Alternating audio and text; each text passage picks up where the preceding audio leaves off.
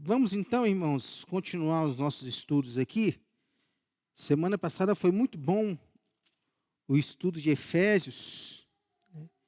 E calhou que a partir de agosto nós vamos pegar aí Efésios e destrinchar aí todo o livro de Efésios, né?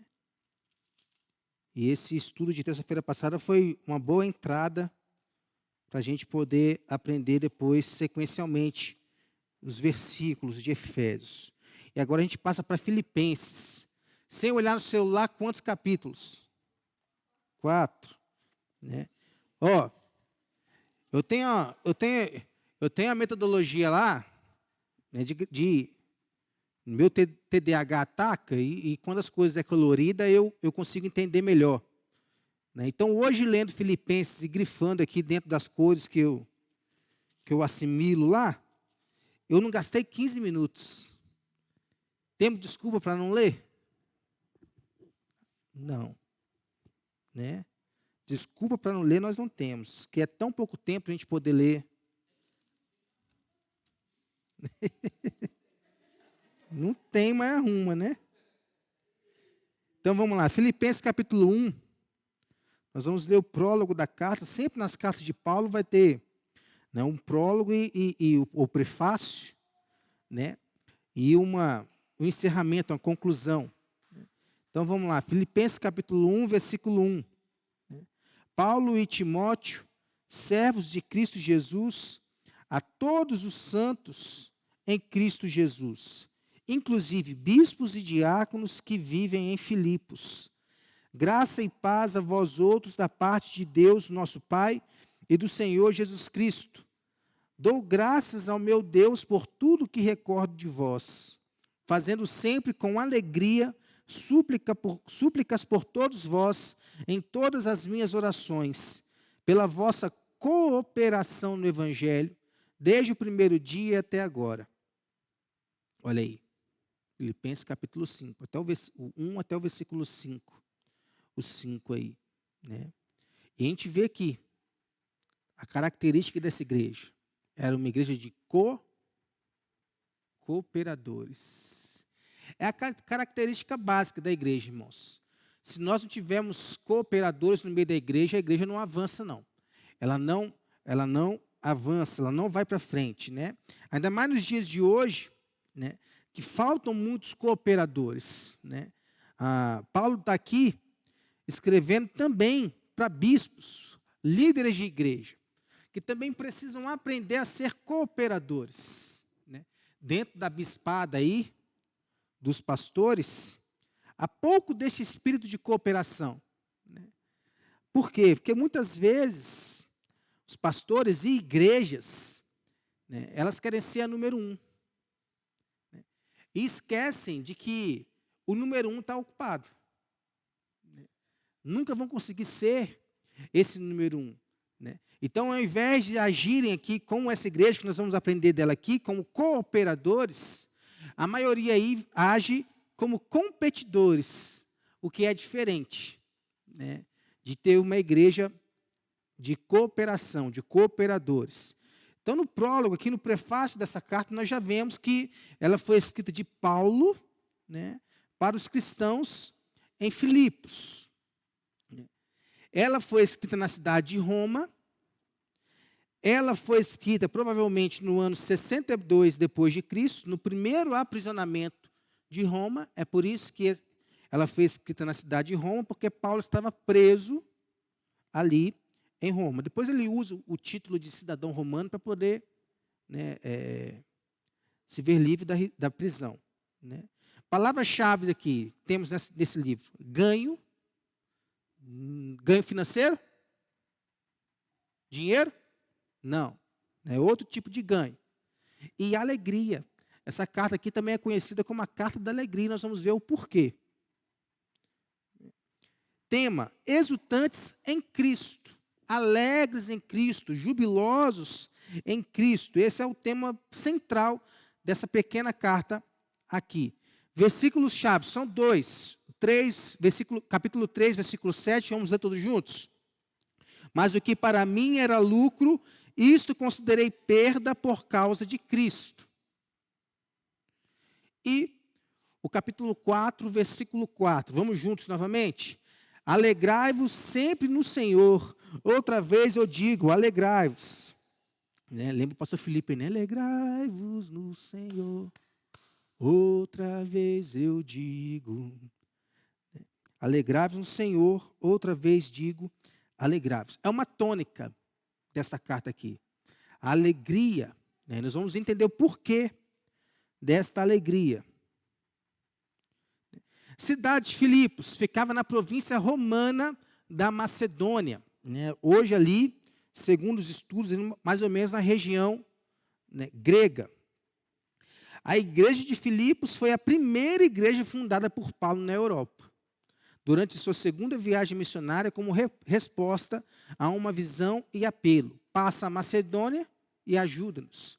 Paulo ele era apóstolo aos gentios. Então, a ele foi dado esta missão, né? E este apelo dado a ele, ó, passa a Macedônia e ajuda-nos.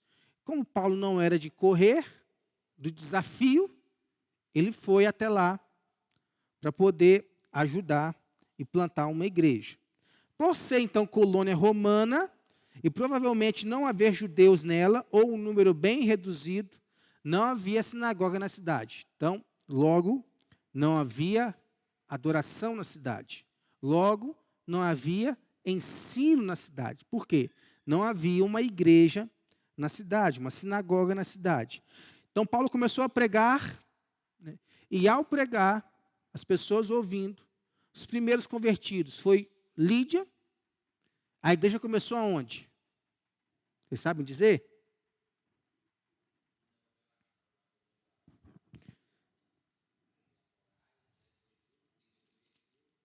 Lídia converteu e aí a igreja foi para onde? Na casa dela. Começou-se então a igreja de Filipos na casa de Lídia, vendedora de púrpura. Depois veio aí o carcereiro e com suas famílias. Quando fala suas famílias aqui, irmãos, no tempo de antigamente não é igual ao tempo de hoje, né? Onde as pessoas não querem ter filhos, ou quando tem filhos é lá final já, né, da idade, né, propícia para isso. Naquele tempo não, né? Filhos era algo comum para eles. Então, quando eu falo essa linhagem, né, com suas famílias, foram batizados fulano e sua família, né? Geograficamente, culturalmente, nós também incluímos crianças, né? Então, famílias não é somente marido, mulher e crianças. Em Filipos, Paulo e Silas foram presos e miraculosamente libertos após cantarem louvores a Deus dentro da prisão. As portas da prisão se abriram, né? Teve ali, né, um estrondo, né? As portas se abriram, né? E eles puderam ali escapar da prisão. Mas eles fizeram isso? Não fizeram, né? Isso. Então, 10 anos depois deste acontecimento, Paulo escreve esta epístola com o mesmo espírito de alegria que permeia toda a carta. A gente veio 10 anos depois. Filipenses é uma das 5 epístolas escritas por Paulo na prisão. Você sabe quais são? As chamadas epístolas da prisão? Oi?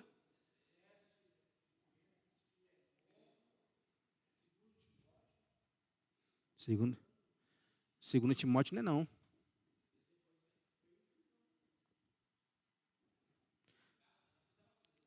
Gálatas, Filipenses, e aí vem... Não, Filemão não é não, cara. Agora me veio o branco. Eu lembrei hoje de tarde, às 5.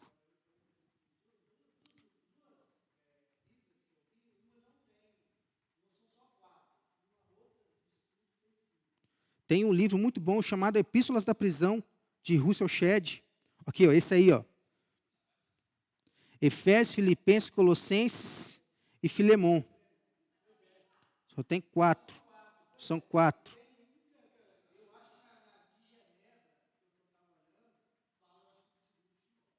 Esse livro aqui é muito bom. Não, procurei ele esses dias ali e eu não achei. Ou eu emprestei para alguém, essa pessoa, no meu livro, ou ele está perdido aí. Efésios, Filipenses, Colossenses e Filemão. São 4. Né? 4 epístolas da prisão. Deixa eu voltar aqui para o meu. Vai, Fizinho. Vai, fiote.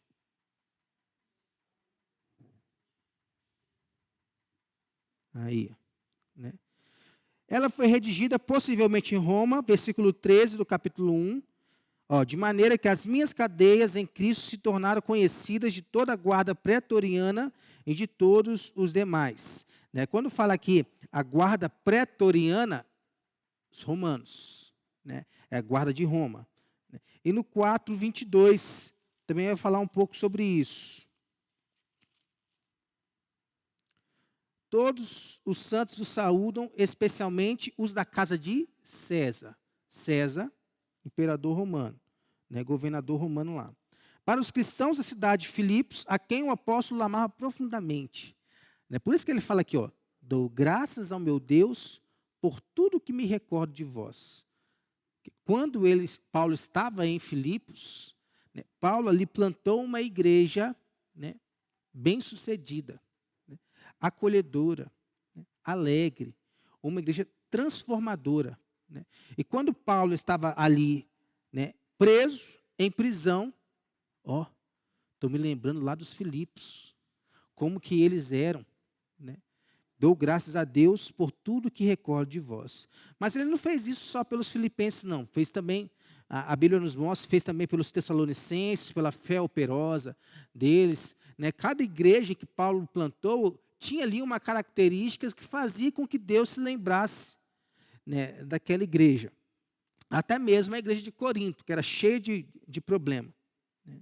Esta é uma carta intensamente pessoal, pois Paulo usa a primeira pessoa do singular aproximadamente 50 vezes. Né. Olha aí. Ele escreve como um amigo a outros amigos. Nenhuma vez ele usa o título de apóstolo. Diferentemente de 2 Coríntios, né? Que ele teve que defender o seu apostolado diante dos falsos apóstolos ou dos superapóstolos que estavam ali fazendo com que o povo, né, tivesse alguma dúvida sobre o apostolado de Paulo. Aí Paulo teve que se defender com o seu título de apóstolo. É notável a generosidade dos santos dessa cidade, né? Pois eles por várias vezes já tinham auxiliado financeiramente Paulo em sua tarefa de anunciar o evangelho. Quando ficaram sabendo do encarceramento do apóstolo, enviaram nova oferta por meio de Epafrodito, que quase morreu cumprindo essa missão. Então, além de Paulo dar graça por tudo que se recordava deles, né, fazendo sempre com alegria, súplica por todos vós, em todas as minhas orações, pela vossa cooperação no evangelho. Quando fala cooperação no evangelho, essa cooperação, além de ser uma cooperação física, era uma cooperação financeira. Porque os filipenses, aqui os de Filipos, eles eram mantenedores da missão. Né? Toda igreja, ela tem que ser uma mantenedora de missão. Né? Ou ela é uma mantenedora de missão, ou ela morre. Porque toda igreja, ela é fundada, ela é plantada para ser uma agência missionária. Uma das características da igreja é essa. Eu lembro uma vez eu fui fazer uma missão lá no Nordeste, com os irmãos da IPB lá, né? Aí eu lembro que um deles falou numa igrejinha lá, igrejinha porque é uma igrejinha pequena, né? Nós somos aqui, nós somos, né, enviados pela IPB, né, somos embaixadores do reino, né, mas também nós somos, né, agentes de uma missão. E essa igreja aqui é uma agência missionária. Eu nunca me esqueci isso, porque realmente a igreja, ela é uma agência missionária. E outra frase que é bem simbólica, né, dentro da nossa denominação, né? Há 3 formas de se fazer missão. Quais são? orando, contribuindo, né, ou indo. A gente tem que entender isso, né? Essa igreja aqui, né, existia essas três características. Elas oravam por Paulo, né? Elas ajudavam a Paulo na missão, né, e elas contribuíam para a missão. Quando ficaram sabendo do encarceramento do apóstolo, enviaram nova oferta por meio de Epafrodito, um outro cooperador de Paulo, que quase morreu cumprindo essa missão. Paulo até manda ele de volta, né? Retorna lá, Epafrodito, porque a sua missão aqui já foi cumprida.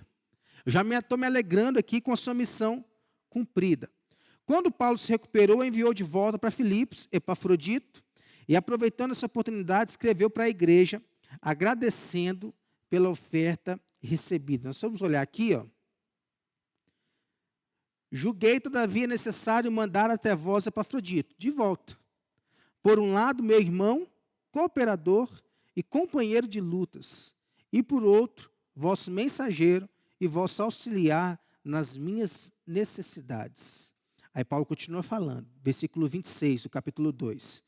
Visto que ele tinha saudade de todos vós, e estava angustiado porque ouvistes que adoeceu, com efeito, adoeceu mortamente. O que aconteceu? Deus, porém, se compadeceu dele, e não somente dele, mas também de mim, para que eu não tivesse tristeza sobre tristeza. Por isso, tanto mais me apresso em mandá-lo, para que, vendo novamente, vos alegreis, e eu tenha menos tristeza. Recebei-o, pois, do Senhor com toda alegria, e honrai sempre homens como esse. Por quê? Por que Paulo está pedindo para honrar um homem como esse? Pela sua disposição em ir, e, se possível fosse, dar a sua vida pela missão.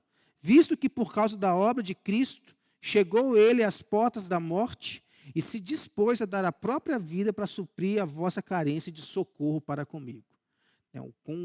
Esse aqui não é competidor. Esse é cooperador. Cooperador de Paulo.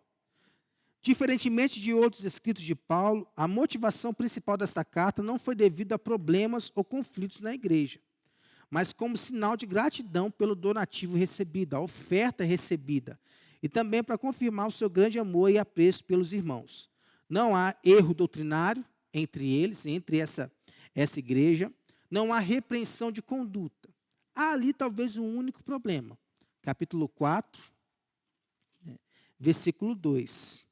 Duas irmãs, né, ali da igreja, não, rogo a Evódia e rogo a Sintique, pensem concordantemente no Senhor. Né? Aí a gente tem a igreja. A igreja tem que ser unida, é ou não é? Né? Mas é um trem difícil, é ou não é?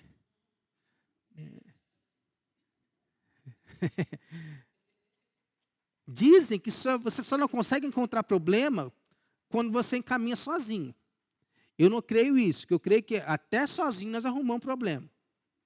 Né? Agora, com duas pessoas, a possibilidade de ter problema, ela aumenta. Com 3, ela vai aumentando mais. Com 4, né?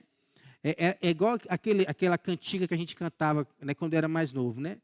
Um elefante incomoda muita gente. 2 elefantes incomodam muito mais. E aí você vai indo, né? Quanto mais pessoas, né, mais problemas é capaz de ter. Por quê? Muitas vezes nós não conseguimos pensar concordantemente no Senhor. É o que o Walter sempre fala, né? O eu acho, e eu isso, eu aquilo. Né? Pode reparar que a grande maioria das reclamações das pessoas não tem nada a ver com isso aqui. Não tem nada a ver com isso aqui. Tem a ver com eu acho. Eu acho isso da música tal, eu acho isso da palavra tal, eu acho isso do comportamento tal, eu acho que a igreja não deveria ir por esse lado, eu acho que a igreja não deveria ir por aquele lado, eu acho que a igreja não deveria fazer isso, não deveria fazer aquilo. Grande maioria das vezes não tem a ver com isso aqui. Eu estava conversando ali, aprendendo um pouco com o Tiago, e eu falei com ele que a nossa confissão, ela nos manda, ao ouvir o sermão, como nós devemos ouvir o sermão, né? Primeiro, é nos preparando para poder vir ouvir o sermão. Muitas vezes nós não fazemos isso, né? É orando para poder vir à igreja ouvir o sermão. Muitas vezes nós não fazemos isso, né? Aí tem lá, meditando, né? Tem lá, conferindo na palavra, para ver que o que está sendo pregado, né, está em coerência, né? Eu falei com ele que antigamente eu andava com um bloco de anotação, né, para poder anotar o sermão que estava sendo escrito, escola bíblica, né? Eu então andava com a minha Bíblia e com um bloquinho de anotação. Com o tempo foi passando, o celular, né, foi o celular que eu comecei a anotar pelo celular, né? A gente não vê essa prática. A gente não vê essa prática mais na igreja. Um dia eu fui dar uma escola bíblica numa igreja, né, e sobre seitas e heresias, né, e eu vi lá naquela igreja, cheguei, eu via todo mundo com um caderninho debaixo do braço. E aí, quando eu estava dando escola bíblica, estava todo mundo lá, anotando e fazendo pergunta, anotando e fazendo pergunta, né. É algo que tem se perdido dentro da igreja, né? E aí, a gente arruma problema porque a gente acha que o pastor falou, que ciclano falou, né, não está em conferência com a Escritura. Só que quando a gente vai debater, a gente não tem argumento bíblico. As pessoas não têm argumento bíblico para poder debater sobre tal tema, né? E aí fica difícil. Por quê? Não pensam concordantemente no Senhor, né? Nunca nós vamos pensar da mesma forma, todo mundo, né? Mas o Senhor nos manda andar juntos. O Senhor nos manda andar de acordo com a tua palavra. Paulo aproveita esta epístola para vários outros objetivos. Dar um relato das suas circunstâncias, ele está preso. Encorajar os filipenses a se manterem firmes diante da perseguição, assim como ele estava se mantendo firme diante da perseguição. A se regozijarem em todas as ocasiões, né? Exortá-los à humildade e à unidade, e adverti-lo contra os judaizantes e libertinos. Como que Paulo chama aqui esses judaizantes e libertinos? Vocês sabem? Capítulo 3, versículo 2. Acautelai-vos dos cães, acautelai-vos dos maus obreiros, acautelai-vos da falsa circuncisão. Paulo chama eles de cães, né? Porque eles estavam ensinando, né, ao povo que eles ainda deveriam viver segundo a lei, que eles ainda deveriam ser circuncidados. Sem a circuncisão, eles não seriam parte do povo de Deus. Aí o que Paulo fala? Porque nós é que somos a circuncisão. A circuncisão agora é de coração. Nós que adoramos a Deus no Espírito e nos gloriamos em Cristo Jesus. E não confiamos na carne. Porque a circuncisão era corte de carne, né? Não confiamos na carne. Aí ele vem falando, se tivesse alguém que poderia confiar na carne, na circuncisão, no ser circuncidado, na lei, né, esse alguém sou eu. Esse alguém sou eu. Ele vem falando aqui, bem que eu poderia confiar também na carne, né? Circuncidado ao 8º dia, então ele fazia parte do povo de Deus. Ele era da linhagem de Israel, então ele fazia parte do povo de Deus. Ele era da tribo de Benjamim, né, então fazia parte. Hebreu de hebreus, quanto à lei, fariseu e dos bons, não é igual os fariseus que nós temos hoje aí não, né? Fariseu do bom, né? Fariseu que sabe o que está fazendo, né? Quanto ao zelo, perseguidor da igreja, porque a principal característica do fariseu é ele se achar zeloso, e quando ele se acha zeloso, a primeira coisa que ele faz é perseguir quem ele acha que não é zeloso. Quanto à justiça que há na lei, irrepreensível. Por quê? Eu cumpri tudo que poderia cumprir na lei, segundo a sua consciência, né? Aí ele fala, né? Mas tudo isso, todos esses títulos, todas essas honrarias, né? Toda que vem de linhagem, que vem de nascença, né? Tudo que para mim era lucro, né? Porque ele poderia se achar o maioral, né? E Paulo era bom, né? Paulo era bom no que fazia. Ele estava sendo preparado para ser o maior dos fariseus, né? Ele aprendia de quem? De Gamaliel. Gamaliel, segundo a Bíblia, também era outro cara excepcional. Então, se alguém podia se vangloriar, esse alguém era Paulo. Ele fala, mas o que para mim era lucro, isso considerei perda por causa de Cristo. Então, não importa mais se eu era isso, se eu era aquilo, se eu tinha esse diploma, se eu tinha, né, outro doutorado, mestrado, né, pós-doutorado, PhD, quarta pessoa da Trindade. Não. O que eu quero é Cristo. Isso, para mim, é o que de mais importante nós devemos ter. O apóstolo nos instrui sobre a confiança, a alegria, o amor e a firmeza que devem ser características dos verdadeiros discípulos de Jesus. Confiança em homem?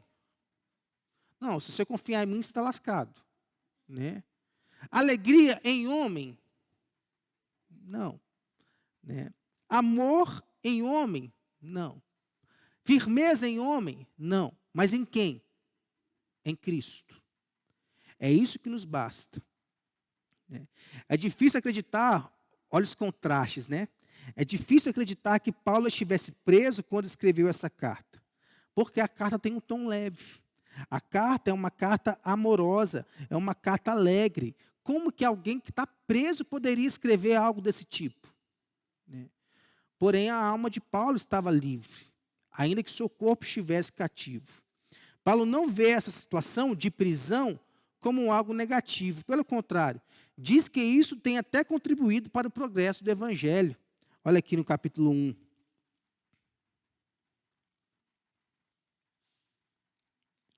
Versículo 12. Ó. Quero ainda, irmãos, cientificar-vos de que as coisas que me aconteceram têm, antes, contribuído para o progresso do Evangelho. Porque as pessoas viam a história de Paulo, como ele foi transformado, né, como algo digno de ser exemplo para a vida delas.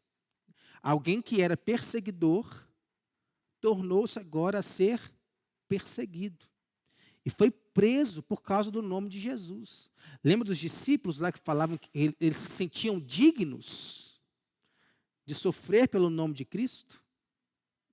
Assim também acontecia com o apóstolo Paulo. Encarcerado, ele escreve para os cristãos em Filipos. Né? Como que ele escreve aqui? Né? A história nos vai mostrar aí, né, que não era Paulo que escrevia. Né?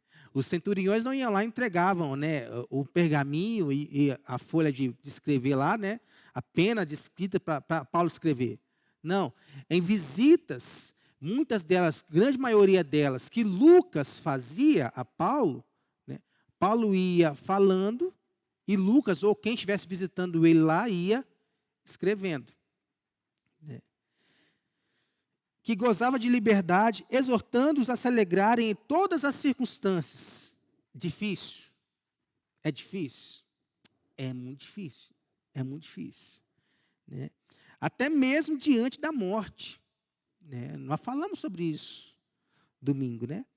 Como que Paulo encarava a morte? Paulo encarava como lucro. E isso é importante para nós. Eu falei aqui sobre, né, sobre os funerais, né, os nossos funerais aí. Não desmerecendo a dor da perda, como eu falei domingo, né? O funeral de um crente, ele deveria ser alegre, festivo, né? E não triste e melancólico. Por quê? O objetivo final do crente foi cumprido. Fechou o olho aqui, né? Abriu com Cristo. Isso para nós é motivo de alegria. Era motivo de alegria para o apóstolo Paulo. Né? Por quê? Qual que era o segredo de Paulo? Você sabe me dizer qual que era o segredo de Paulo? O segredo de Paulo era uma pequeno estilo de vida. Aqui, ó. Para mim, o viver é Cristo. E o morrer é lucro. Porque ao morrer, ele está com Cristo, que segundo a Bíblia é o quê? Infinitamente melhor. Olha que coisa boa morrer. Pelo amor de Deus, hein, gente? Não sai daqui falando que o pastor está mandando você morrer, não. Né? Você pode morrer para o mundo. Então, o trecho do capítulo 2, 5 a 11, contém aí o único aspecto teológico dessa carta. Redigida como um belo poema falando sobre a humilhação e exaltação de Cristo. Tende em vós o mesmo sentimento que houve também em Cristo Jesus.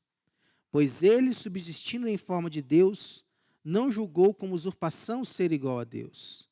Antes, a si mesmo se esvaziou, assumindo a forma de servo, tornando-se em semelhança de homens e reconhecido em figura humana. A si mesmo se humilhou, tornando-se obediente até a morte e morte de cruz. Pelo que também Deus o exaltou sobremaneira, ele deu o nome que está acima de todo nome, para que ao nome de Jesus se dobre todo o joelho nos céus, na terra e debaixo da terra, e toda língua confesse que Jesus Cristo é Senhor, para a glória de Deus Pai. Como que deveria ser o nosso sentimento como igreja? O mesmo que o Senhor Jesus teve. E a gente não entende isso, por quê? Porque a gente não entende o que vem antes desse versículo. O que vem antes desse versículo? Não tenha cada um em vista o que é propriamente seu, senão também cada qual o que é dos outros. A nossa vida é vivida para nós mesmos? A nossa vida tem que ser vivida para o outro. Eu tenho que viver para Nicole, para Conceição, para Jossane, para o Tiago, para Ana Laura, que não sabe nem o que está ouvindo aqui direito. Tem que viver para eles. Assim como cada um de vocês tem que viver para mim. Que a vida cristã, é isso, é viver um pelo outro. Nós temos que ser superiores um ao outro, mas, na grande maioria das vezes, é o que acontece. Nós nos achamos superiores uns aos outros. E não vivemos, cada um por cada um. Nós vivemos para nós mesmos.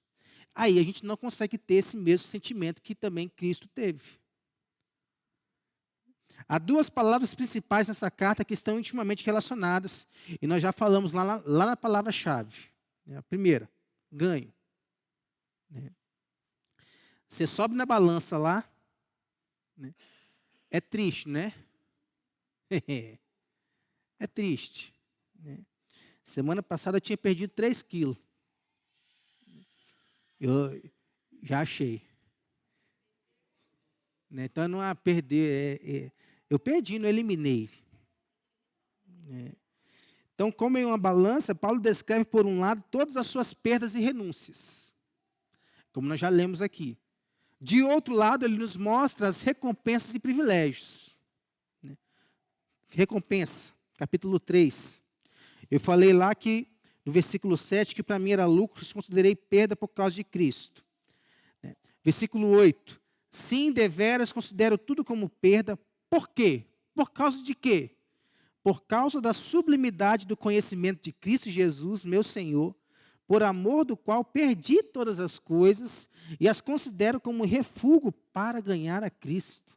E ser achado nele, não tendo justiça própria que procede de lei, senão a que é mediante a fé em Cristo, a justiça que procede de Deus baseada na fé. Para o conhecer e o poder da sua ressurreição e a comunhão dos seus sofrimentos, conformando-me com ele na sua morte, para de algum modo alcançar a ressurreição dentre os mortos. Aí Paulo continua falando, não que eu já tenha recebido ou obtido a perfeição, mas prossigo para conquistar aquilo para o que também fui conquistado por Cristo Jesus. Não julgo havê-lo alcançado, mas uma coisa faço. Esqueço-me das coisas, né, que para trás ficam e avançando para as que diante de mim estão, prossigo para o alvo. Olha a recompensa. Prossigo para o alvo, para o prêmio da soberana vocação de Deus em Cristo Jesus. Olha que coisa maravilhosa. No final, vê o saldo como infinitamente positivo, chegando mesmo a dizer que para ele a morte seria lucro. Então, diante da cruz, em outras palavras, a cruz é esquecida diante da recompensa e da coroa prometida. Cruz e coroa são duas tônicas da vida cristã. Né? O que o Senhor Jesus pede para que a gente faça como discípulos dele? Tome a sua cruz, nega a si mesmo, tome a cruz e me siga. Né? Aí lá no final, né, o que nos é dado? Ao vencedor, coroa. Cruz e coroa. Né? Dois símbolos de uma vida cristã bem-sucedida. E alegria. Por causa deste ganho, Paulo transborda de alegria, mesmo se encontrando preso em circunstâncias tremendamente desfavoráveis. Né? É difícil, diante de uma catástrofe dessa, de uma tragédia dessa, nós encontrarmos alegria. Mas Paulo que estava, a minha alegria não é baseada em circunstâncias, a minha alegria é baseada em Cristo. Vocês acham que vocês teriam essa mesma perspectiva de Paulo? É difícil, gente. É difícil. A gente não consegue imaginar o que é uma prisão. Porque, creio eu, ninguém que foi preso, né? Graças a Deus. Você foi presa já, Nicole? Graças a Deus. Ninguém que foi preso, né? Mas eu conheço pessoas que foram presas. Né? E elas falam que não é nada alegre, não. Não é nada alegre. Mas Paulo se via alegre. Encorajava as pessoas a estar alegre. Né? Nesta carta, a palavra alegria, ou sinônimos de alegria, né, aparece em todos os capítulos. E mais do que em qualquer outra carta do apóstolo Paulo. Todo este contexto, então, a respeito do ganho e da alegria, mesmo em meio às tribulações da vida, reforça duas ideias principais que Paulo desejava transmitir aos santos daquela cidade. Né? A alegria do cristão está alicerçada em Cristo, não nas circunstâncias. Né? Aí quando a gente entende isso, né, as nossas orações, por exemplo, como nós já vimos, são feitas para que a nossa alegria seja completa. Por exemplo. E o sofrimento por causa de Cristo e do Evangelho não é um sacrifício, mas um privilégio que Deus nos concede. Como nós vimos aqui. Há alegria em meio ao sofrimento. Olha o que diz o versículo 28 e 29 do capítulo 1. E que em nada estáis intimados pelos adversários, pois o que era para eles prova evidente de perdição, é para vós outros de salvação, e isso da parte de Deus, porque vos foi concedida a graça de padecerdes por Cristo, e não somente de crerdes nele. Né? Então, através dessa vida cristã, né, o cristão ele vai se tornando mais parecido com o seu Senhor.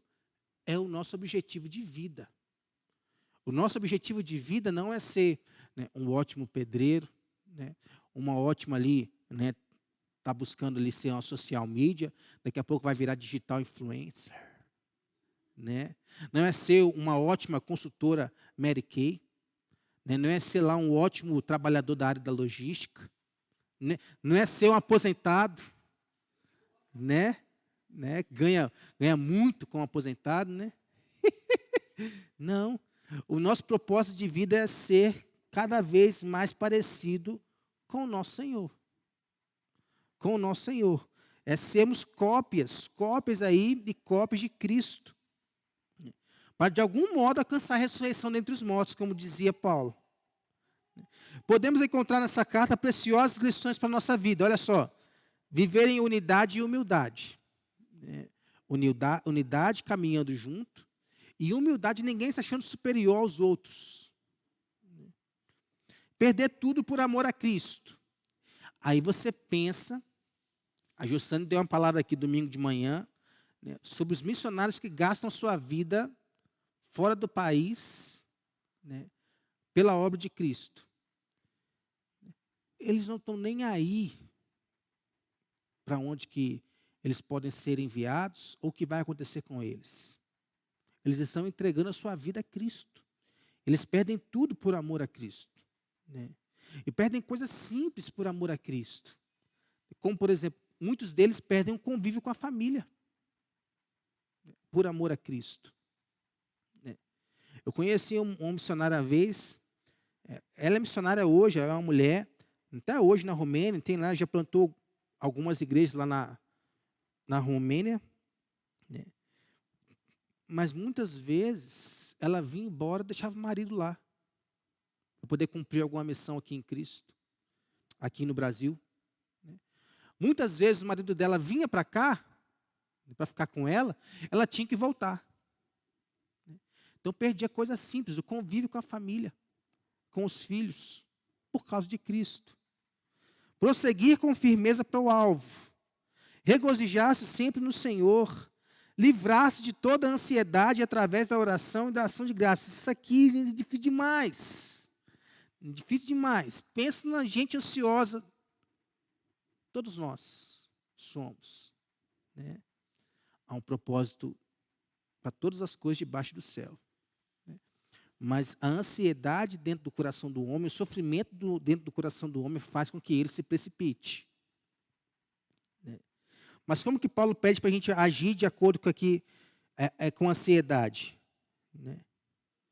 Não andeis ansiosos de coisa alguma, em tudo, porém, sejam conhecidas diante de Deus as vossas petições pela oração e pela súplica com ações de graça. Mas é difícil. Contentar-se em todas as situações, versículo 11 aqui, ó. Digo isso não por causa da pobreza, porque aprendi a viver contente em toda e qualquer situação. E olha os contrastes de Paulo. Eu sei o que é ser humilhado, mas sei também o que é ser honrado.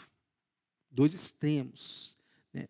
Sei o que é viver com fartura, e sei o que é viver com fome. Dois extremos. Sei o que é viver com abundância, sei o que é viver com escassez. Outros extremos, né? Paulo conhecia essas coisas, mas ele ficava contente por isso. Superar todas as circunstâncias no poder de Cristo. De onde vinha o contentamento de Paulo? Tudo posso naquele que me fortalece. Esse versículo aqui não é aquele mantra que a gente costuma usar. Para você usar esse versículo aqui, você tem que viver como mantra, você tem que ter vivido como Paulo viveu. É diferente. Paulo está dizendo aqui que, diante das circunstâncias da vida, né, eu posso viver todas elas fortalecido no Senhor. Divisão do livro, divisão simples, em 6 partes aqui. Primeira parte, capítulo 1, versículo 1 ao versículo 11, a saudação e a oração de Paulo pelos filipenses. Segunda parte, versículo 12 ao versículo 26 do capítulo 1, circunstâncias pessoais de Paulo. Terceira parte, versículo 27 do capítulo 1 ao 18 do capítulo 2, são exortações de Paulo. Paulo dá aqui. Quarta parte, do versículo 19 ao versículo 30 do capítulo 2, Paulo falando sobre outros 2 cooperadores, Timóteo e Epafrodito. Quinta parte, versículo 1 do capítulo 3 ao versículo 1 do capítulo 4, que é a advertência de Paulo contra os falsos mestres. E a sexta e última parte, do versículo 2 ao versículo 23 do capítulo 4, que é a exortação final de Paulo e os agradecimentos dele. Como que nós podemos aprender sobre Cristo nessa carta de Filipenses? 4 coisas sobre Cristo. Ele é a nossa vida. Se ele não for a nossa vida, não adianta nada. Ele é o nosso padrão. se ele não for o nosso padrão, né, gente, o padrão não é esses caras da internet aí, não. O padrão não sou eu. Eu posso até ser algum exemplo para você em alguma área da vida, né? O nosso padrão é Jesus. Se o nosso padrão não for Jesus, o que esse mundo está tentando fazer? Esse mundo está tentando quebrar todos esses padrões. Padrão da palavra, né? Padrão da igreja, padrão de Cristo, né? Só que nós não podemos cair nisso. Cristo é o nosso padrão de vida e de morte. Ele é o nosso alvo, né? Prossigo para o alvo. Se o alvo da sua vida não for Jesus, você não está sabendo viver ela. Ele é a nossa suficiência. Tem gente confiando em homem. Tem gente buscando o homem. Confiando em si mesmo. Se julgando ser suficiente. Mas Cristo é a nossa suficiência. Sem Ele, diz a palavra, nada do que foi feito teria sido feito. Nada do que foi feito se fez, né? Tudo converge nele. A nossa vida, né, os nossos relacionamentos, a nossa forma de viver, tudo em todos, como diz a palavra.